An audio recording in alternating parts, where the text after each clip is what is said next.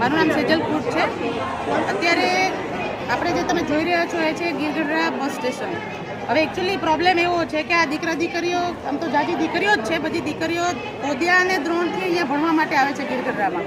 તો છેલ્લા ઘણા સમયથી એમના પ્રશ્ન છે કે બસ જે છે એ ટાઈમે મળે, એસટી બસ। હવે આપણે અત્યારે ચંદ્ર અને મંગળની વાતો કરતા હતા, છોકરીઓને કોદિયા અને દ્રોણથી ગીરગઢડા સુધી ના પહોંચાડી શકીએ। એમનો પ્રશ્ન ઘણી બધી રજૂઆતો એમને કરી છે। અત્યાર સુધી મેં પણ પોતે આમાં એક્ટિવ થઈને હર સંઘવી સાહેબ સુધી ઘણા બધા લોકોને આપણે મેસેજ મોકલેલા છે, મેલ કરેલો છે। તો આ જે મેલ જે છે એના માટે આજે આ લોકોએ આંદોલનની ચીમકી આપેલી છે। મેં રિક્વેસ્ટ કરેલી છે સાહેબને કે તમે બસનું અરેન્જમેન્ટ એટલીસ્ટ એમને ટાઈમે મળે એવું કરો, કારણ કે દીકરીઓના પ્રશ્નો ઓલરેડી આપણા ગુજરાતની અંદર ઘણા બધા છે। તો આ પ્રશ્નો છે આપણે સોલ્વ કરવા પડશે। હવે આંદોલન કરીને તમારે ફેસિલિટી તો આપવાની જ છે।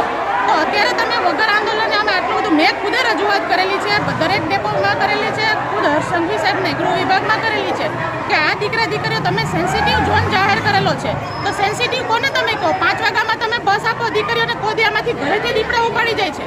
તો બસ સ્ટેશનમાં દીકરી 2 કલાક ઊભી રહે તો બસ સ્ટેશનમાંથી દીપડો એને ઉપાડી જાય, પછી તમે જે 4 લાખ મંજૂર કરો છો એના કરતાં 4 લાખ કરીને બસ એક મૂકી દો ને સ્પેશિયલ નવી। તકલીફ શું પડે છે ગવર્મેન્ટને? પ્રશાસન જે છે એના માટે જવાબદાર રહેશે। દીકરીઓને તમે બસ 5 વાગે આપો, બસ સ્ટેશનમાં જો દીકરી ઊભી હશે અને એને કંઈ પણ થાય તો એની તમામ જવાબદારી પ્રશાસન અને ગવર્મેન્ટની રહેશે। આ જવાબદારી તમે લેખિતમાં આપો તો તમારી બસ ચાલે। બાકી જો આજથી આ દીકરીઓએ આંદોલન શરૂ કર્યું છે, દીકરી આમ ભણવાની છે, આમ ભણશે ગુજરાત તમારું।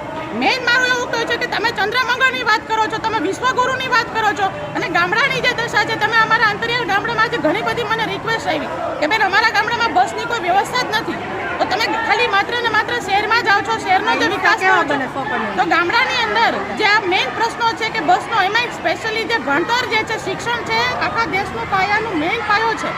તો આ જે છે આપણે છોકરાને ટાઈમે સ્કૂલે નહીં પહોંચાડી શકીએ। એમના મા બાપ, દીકરીના મા બાપને કેટલી તકલીફ પડે દીકરીના મા બાપ જ જાણે।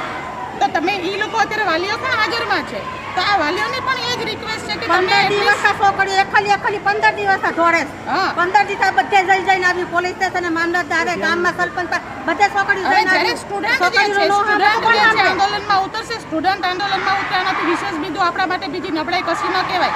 આમાં સરકાર જે છે, સરકાર તમને જનરલી જો આમાં નિષ્ફળ કહેવાય।